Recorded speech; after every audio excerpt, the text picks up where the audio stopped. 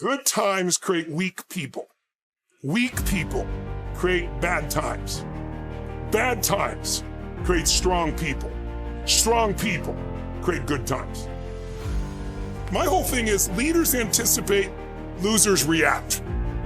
If you can anticipate what's coming, you can really take advantage. If you wait till it hits you, you're in trouble. The biggest problem people have is they think they're not supposed to have any. Problems are the fuel for growth. It's like if you don't have any problems, you're either a liar or you might call them challenges. It feels better. I understand that. Anybody who doesn't have problems is either totally asleep at the wheel or they don't have much of any kind of a life. But then there's fulfillment. And fulfillment is living what you're made for. Is it a lack of confidence? No, it's a lack of mission. I like winning. I like being the best at what I do, so I'm not going to settle for less than that. Why would I? Michael Jordan making 1,000 shots before you take a break. So you look at Jordan or you look at, LeBron or you look at anybody who's the best in the world at what they do and you go, aren't they lucky? But if you actually study them, you'll see they're doing things, they're practicing in private things that make them certain in public and they get rewarded for what they do in public. Yeah. And you got to do the same. When you just know you're going to mess up, it's not going to be perfect. You're going to forget that line that you really wanted to say, but just put all the energy on the audience. Everything starts to change. If you stay ready, you don't have to get ready. It's a shift in your identity. Every single day, 6 days a week. What matters? A few subjects, your body, because your energy matters. That energy is low. Everything I just said is worthless to you. Because when you're low energy, you don't use your full intelligence or ability. You need emotion. If you don't know how to master your emotions start wars. Emotion creates peace. Emotion gets you children. Emotion is what can make that business work or fail. And most people don't know how to direct their own emotions. Let me be conscious about feeding my brain things that are going to give me not only inspiration, but insight and skill and tools.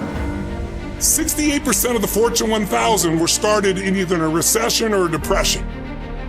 Well, the first skill you got to master to be great is the ability to recognize patterns. When humanity recognized the pattern of the seasons, the whole world changed. Because we went from hunter-gatherers trying to survive from place to place where we're exposed to everything to wait a second. If we plant in the springtime, we protect in the summer, we reap in the fall, and then we hang on to some of that so we can live through the winter. That created communities for the first time, and then eventually cities and states and countries. So that changed the world. What will change a person's life is when you realize there's also a set of seasons in your own life.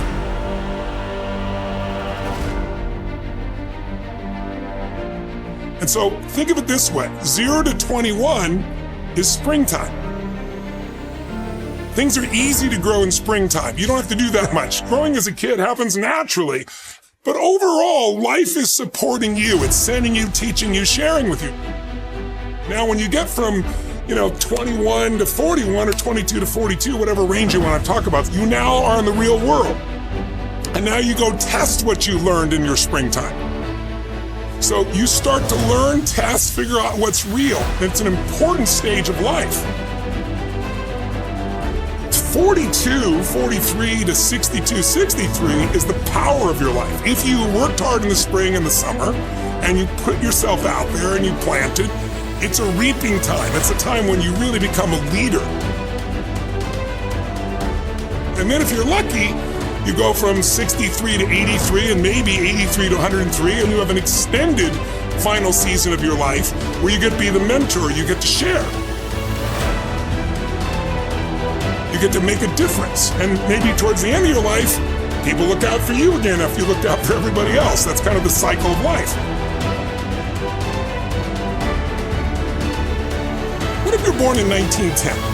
World War I ends, the world looks like it's a great place, new technology, cars, radio, and then what happens? An explosion of abundance, the roaring 20s. And so you're a kid, you're 14, 15 years old, and you're like, I can't wait to get a car, to go. But what happened when that person hit the next stage of life at 19, 20, 21 years old? As they came of age, it's 1929. And suddenly, people are jumping out of buildings, total depression, dust bowl, nobody's got jobs. It looks horrific, and it was horrific. But did they get a break? No, when they turned 29, it's 1939. It looked like the whole world was going to end. Hitler was sweeping across Europe, bombing London. It literally looked like the world as we know it was over. This is what gives me great optimism for everyone watching here. Winter's not forever. No pandemic lives forever. Everything changes and everything ends. And the good news about winter is it's always followed by springtime. What follows the night? The daytime. What a cool way to set it up if you were God or the universe. The first thing I do every single morning is I go in freezing cold water. And when you jump in, it never feels good to go in, but getting out, you feel incredible. But I do it for a different reason. I do it to train my brain to say, when I say now, it means now. When I say go, we go. I don't stand there because it's cold and go maybe in a minute when I'm ready. But I always do it because I've trained my brain. This is how we work. And if you train your brain to do that every single day, then it'll do it on the more difficult and important things in life. But the essence of it is I change my body radically, and I do 3 things to make sure that my brain is primed. And what I mean by primed is most people think their thoughts are their thoughts, Lewis, and you and I know better. Most people just don't understand that you are being primed all the time, and unless you prime yourself, you're going to be primed by the environment. So I want to take control of my brain. So I do 3 quick things. 1, I take 3 minutes of those 10 minutes after I've changed my body, and I focus on 3 different events in my life that I'm grateful for. I usually pick 2 big ones and 1 small one. It could be as simple as a smile on my daughter's face, and it changes your biochemistry. Then real fast, I do this 3-minute process that's kind of like a blessing. And then 3 minutes, the last 3 minutes are called 3 to Thrive, where I focus on 3 things I want to accomplish. And instead of thinking I want to accomplish, I see, feel, and experience it as done. I feel grateful, I celebrate it, and it trains your brain. So in 10 minutes, I'm done. 3rd thing that I'll do, I immediately send a message or a text or an audio message to somebody as a sincere compliment. And I don't go, dude, great job, or wow, you're cool. I say, listen, I saw you on Tuesday with those kids, and I saw you take that extra 20 minutes no one else did. And I just want you to know, I saw that, I thought that was incredible. So I'm always very specific so they know it's not just some positive thinking bullshit call, it's sincerely doing it. It makes me constantly look for the good in the people I work with. 4th thing I do is whatever I don't want to do, the most challenging part of the day. What's a story we all love? It's the comeback story. It's the comeback, it's the Rocky, it's that music where all of a sudden you step back up and you take control and rock. Good times create weak people. Weak people create bad times. Bad times create strong people. Strong people create good times.